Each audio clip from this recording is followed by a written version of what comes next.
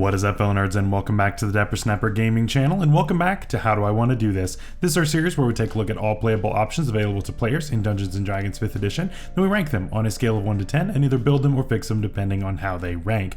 Now today we are finishing up our talks on the Shadow Sorcerer, one of the fan favorites, and while I didn't quite rank it as highly as what some people would have wanted, it's still very good and definitely deserves a build today, and I'm looking forward to showing you what I've got for that. But before we do that, make sure to leave a like on the video and subscribe if you haven't already. Also, make sure to click the bell so you're notified when new videos are uploaded, and share the video with your friends. One of the best ways to support this channel is by becoming a member down below. For only $2 a month, you can become a bronze snapper, and of course you get the badge next to your name, that kind of thing. But the big thing is, of course, my build guides and subclass fixes. You get access to all of those in a library for you to print off, keep, use at your table, use as an NPC, whatever you want to do, and it really helps me to be supported. It helps me do what it is that I do, and it helps me to give back to my community as well, so I appreciate all of you who are doing that. At the Silver Snapper level, of course, we get a special shout out at the beginning of the videos, and we also get those videos 24 hours early, which is another great perk. Then at our Gold tier, which is still under development, you of course get to support me the most there, and you get access to a special part of the Discord. You also are going to be able to help me with future video topics, that kind of thing, and there will be more perks coming along the way. But without any further ado, thank you so much for watching. Let's jump in. So the Shadow Sorcerer gives us a lot of interesting perks and allows us to really embrace darkness as a feature, right? The ability to cast darkness and still be able to see in it is really nice, as it removes something that a lot of your Sorlocks will tend to do, taking darkness and then take Devil's Sight in order to see in the darkness and that kind of thing. We are not going to be taking any Warlock levels today, but I do think that some light multiclassing would help us out, and so let's see what I've come up with.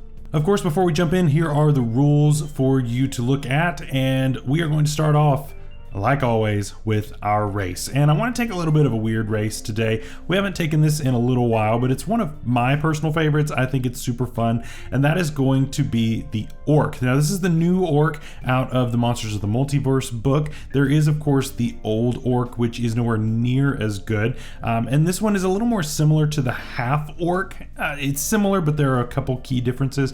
But I'm going to go with the new Orc this way. This is a really, really fun one that comes with a lot of different things. Number one, we get Adrenaline Rush, which is really cool, allowing us to move as a bonus action, which is pretty cool. That's really, really good. Getting a dash as a bonus action, kind of a rogue thing, but we get to have it on any class, which is really good. Dark Vision, of course, comes with it. Powerful build, which is good, but Relentless Endurance is the really big one. If we would be knocked to 0 HP, we're going to get knocked to 1 instead, which is really cool, and that's going to combo, of course, with our Strength of the Grave that we're going to get with this as well, so that we're going to be really hard to take down, and that's kind of the entire idea. For our stats, of course, we're using the modified standard array you saw just a second ago. If you're using point buy or some other method, then of course just go top to bottom like what I have done. But for our top stat, we're going to go with, of course, charisma. After that, strength, which is a little weird. Then we've got constitution, then dexterity, and wisdom and intelligence. Is this the most optimal way of doing stats? Not really, but we're going to be a little bit mad today, and we're just doing our best to mitigate that as much as possible. For our equipment, I would just take the best armor possible. We're not starting in Sorcerer, so we actually will have some armor proficiency, which is good. And so just take the best that you're allowed to take, and eventually you're going to want to move up to full plate once you can afford it, but that'll probably be several levels down the line once you've done a few quests and gotten some money in your pocket. For weapon choice, I probably would go with something that has the versatile property. I really like the ability to use one hand to hit for a certain amount of damage and then use two hands to hit a little bit harder. I think that ability is really, really nice. And so basically whatever your favorite one is there. And then if you want to carry a shield, you can. It is optional on this build, but it's a nice thing. If you want to do that, by all means, go ahead and take that. And then if you want to take a shield, you can. I'm going to say that it's optional on this build. We are not going to be taking the Warcaster feat this time around, so just be really careful with being able to take care of your components when it comes to your spells, because if there's a somatic component, then you need a free hand, that kind of thing. So just make sure that you are able to fulfill those requirements distance whenever it is that you are needing to do so. So just something to be aware of on that. So let's start taking some levels. At level 1, we are not going to be a sorcerer like what I said before, but instead, you can probably guess, we're going to be a paladin. Yes, paladin mixed with the sorcerer is a pretty common mix, but it works really well here, and you'll see what I mean, especially because of a specific feature we're going to get a little bit later on that combos so well. It's really, really cool. We're going to get Divine Sense, of course, and Lay on Hands at level 1. Divine Sense is, of course, going to allow us to detect certain types of creatures around us. If you have not checked out my general paladin guide, that will of course be up in the iCard above for you, gives you a lot more detail on each of these things. Lay on Hands, of course, is a nice little healing feature, although it's not going to scale all that well just because we're not taking that many levels in paladin. So it's okay. I would use it more so for picking somebody up from 0. That's really the most effective use that you're going to find out of something like this, at least in my opinion. Then Paladin 2, we are going to get a fighting style, and I'm going to go ahead and take Dueling. Again, if we're holding a weapon in one hand, we get some extra damage, so that's going to help us out there. You could take something else like Protection, or you could even just take Defense. Depending on your play style, one of those might be a little bit better for you. Pick your favorite, it's really up to you. Then spellcasting, and of course the biggest reason we're here, Divine Smite. Being able to blow spell slots in order to deal extra damage is really nice, especially with what we've got in store for this, and I am very much looking forward to it. We get some first level spells here. I would take Bless every day of the week. Command is fine. Maybe some of the Smite spells. The Bless is the biggest one. That's the one I would focus on personally, and then the other ones are situational if you need them. So now we're gonna go Sorcerer. Yes, there was a subclass 1 level away, but I don't think it's best for us to go that far just yet. You can if you want to, but I would rather go ahead and start my Sorcerer levels now and do a bunch in this just because we really want to rush to a specific feature if we can get there as quickly as possible. So at Sorcerer 1, we of course are going to get our spellcasting, Eyes of the Dark, and Strength of the Grave from our subclass, which is great. Eyes of the Dark, of course, gives us enhanced dark vision, which is great, and Strength of the Grave, again, is similar to Relentless Endurance. Both are really, really nice features. For cantrips, I'm going to take Booming Blade and Prestidigitation. You could take something else besides Prestidigitation, but I think it's a nice utility cantrip, so it's good. And then of course your Booming Blade is going to help our damage. We are not going to be getting to extra attack on this build. We're not going to be taking that much into Paladin, so being able to deal extra damage on a single attack is going to be key, and so that's why we're doing this. Then for first level spells, Shield, Silvery Barbs, Absorb Elements, things like that are going to be super reliable for us, and those are really what we're going to be relying on, at least for now. We will change that up here in just a second. At Sorcerer 2, we get Font of Magic, which gives us our sorcery points, and we don't have a whole lot to spend them on right now besides changing over to spell slots, but that will change once we reach Sorcerer 3. We get Meta Magic here, and I'm going to take an option that I normally never even consider. This is an option that I normally leave on the bench every single time, but I think it could be good here. We're going to take Distant Spell. Distant Spell normally is what would double a range of a spell, or if you have a spell that has a range of touch, it changes it to 30 feet, and we're going to make use of that in a couple levels. So we'll get to that here in just a second.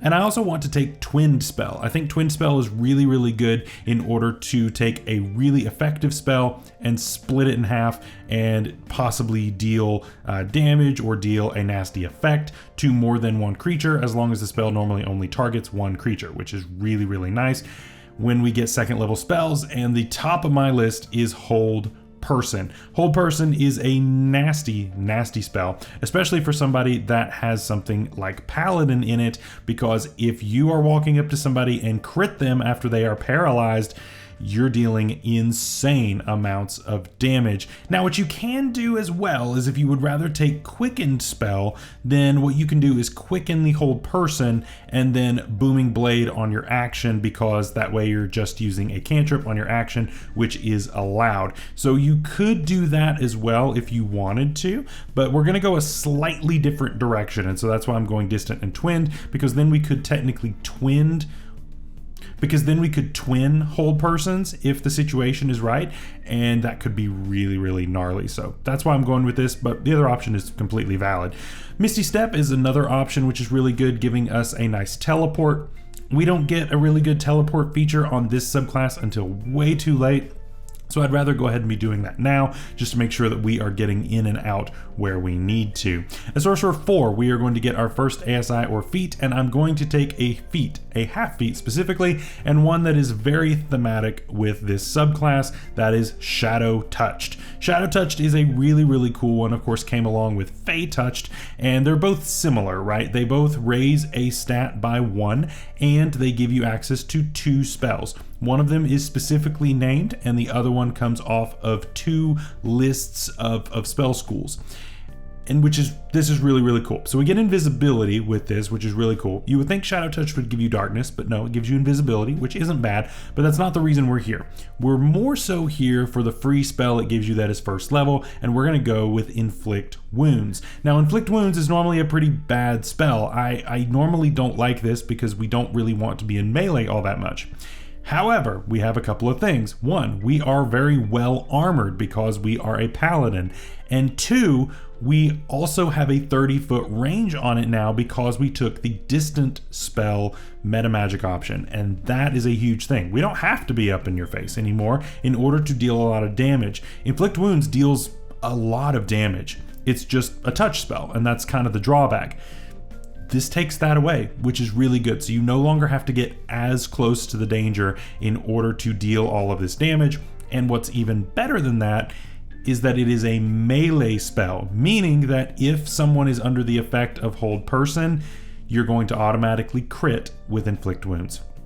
That's huge, right? So if you can't close the distance or just simply don't want to use your weapon, this is an option for you, and I really, really like that. At Sorcerer 5, we get Magical Guidance, which is fine. It allows you to give a little boost to an ability check, which is fine. It's okay. We get 3rd level spells here though, and I mean Counterspell, Hypnotic Pattern, Slow, all really good ones, because we're all setting up for Sorcerer 6 when we get the Hound of Ill Omen. The dog is what makes this subclass, honestly. I think that the dog is really good. I think that some people underrate this thing quite a bit because you're like, okay, it's a dog, it deals a little bit of damage, like who cares? I'm not here for the damage. I really don't care if this thing deals a bunch of damage. What I'm seeing is I bonus action summon this dog, get the dog in somebody's face. The dog then causes disadvantage on saving throws on our spells if the dog is right next to that creature. So I'm gonna send that dog over there and then Hold Person on my action. Summoning the dog is a bonus action and not a spell. Therefore, we can still Hold Person on our action. So that's really good, right? I think this is really amazing. And disadvantage on that save. So if that creature cannot get out of that spell, you then walk up either within 30 feet and Inflict Wounds for an automatic crit, or walk all the way up, make a weapon attack with the Booming Blade, and of course you are going to crit, you are going to smite, you are going to do all of the things, and yeah, it's just insane. It's insane damage. So that's really the core here. We've built the core of what it is that we want to do, and so now how do we make it even better?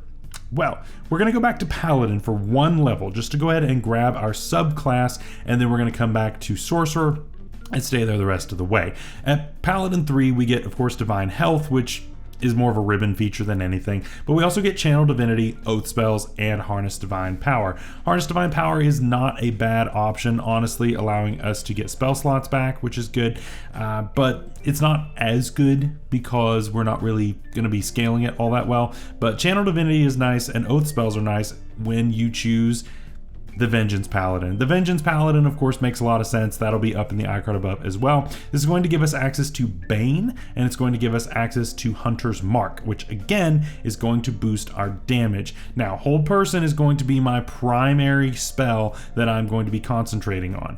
So I'm probably not going to use those 2 spells as much, but there is a place for it if you want to do that, depending on whatever the situation is.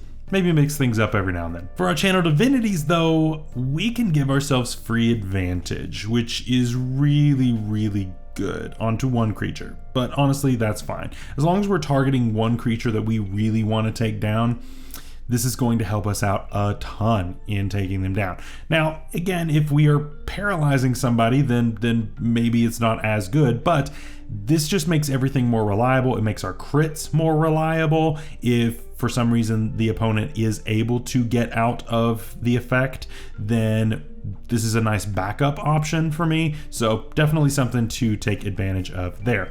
Sorcerer 7, we're going back to Sorcerer, staying there the rest of the way.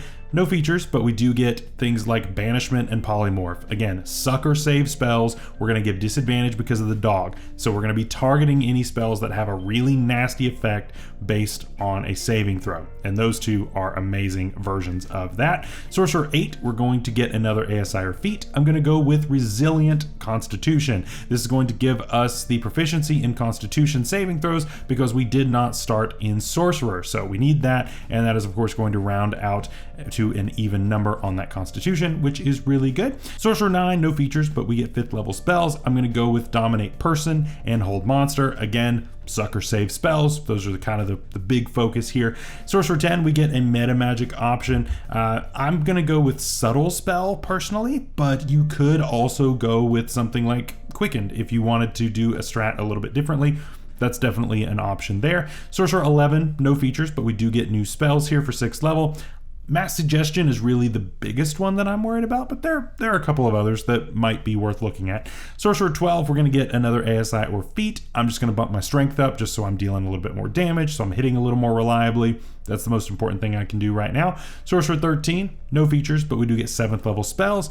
Finger of Death and Power Word Pain are going to be my biggest ones here. Power Word Pain is pretty gnarly at this level for a 7th level spell, and so is Finger of Death. Again, sucker save on that, so definitely really nice. Shadow Walk comes at Sorcerer 14, which is a good teleportation feature, but we have Misty Step, so that's been kind of substituting up until this point.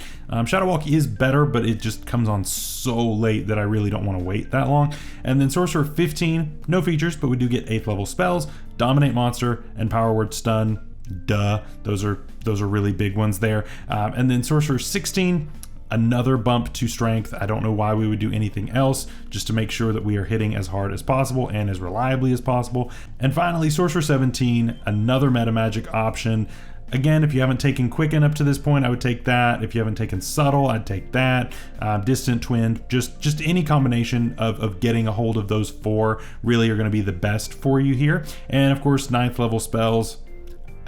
Go nuts. The 9th level spells are insane. Wish, of course, is the top spot. There are some others, but yeah, you really can't go wrong once it gets to this level. So what do you think of our build? Let me know down below. I think this one's fun. This one deals a lot of damage. It can be really gnarly to try to face, and it can be really hard to take this thing down too, just because of the armor, because you actually have some pretty decent saving throws. I think this can be a really effective character, so tons and tons of fun there. For our honorable mentions, we're going to start with other classes. And the real star for me is possibly a little bit of a weird one, and that is the Shepherd Druid. The Shepherd Druid is normally the summoner type of thing, and you're thinking, okay, why would I need a summoner on something like this? Well, here's the thing. Your Hound of Ill Omen actually is not limited to just having one of them out at a time. You can blow through all of your sorcery points if you want to and summon multiple dogs. This then allows you to beef those up, which is really, really good. I think that's a nice option. I think it is worth exploring if you really want to lean into the Hound of Ill Omen type of thing. Shepherd Druid will definitely support that really, really well. And of course, the Hexblade Warlock, duh. It supports this really, really well if you are going to do the whole darkness strat, set darkness, you're running around in it. You are, I mean, it just makes too much sense here. I didn't want to do it because it's a little cliche, but all of your weapon attacks are based on charisma. It's all at advantage because hardly anything can see in magical darkness. It's a whole thing. It's a little annoying in practice. Like, it sounds great in a vacuum if it's just you, but as soon as you add in team members, this can become very disruptive. So I'm not the biggest fan of that strat, but it's out there, so definitely explore that. For other feat choices, the slasher feat is nice because that does help to reduce speed, keeping things near us and getting off those inflict wounds, that kind of thing. Although adrenaline rush helps, which is nice. The tough feat, of course, is going to make us a little bit bulkier as well, which is nice because we don't really have that much HP, so definitely an option there. And finally, for other racial options, the traditional half orc is a great option here. We don't get the adrenaline rush, but it's still a good race, and I would definitely consider that. And finally, for another option, the Aasimar is a great one. I think the Shadow Sorcerer can really work out as to be that's why you were cast out. So I think there's a lot of story that could be used there with the Aasimar. It also fits really well with the Paladin, so definitely something to work on. So that's our video for today. I hope you all enjoyed. Next week, we begin talks on the Storm Sorcerer, and I know that a lot of people really like that, and I'm looking forward to covering it. So until next time, stay safe out there, stay healthy. We'll see you later. Bye-bye.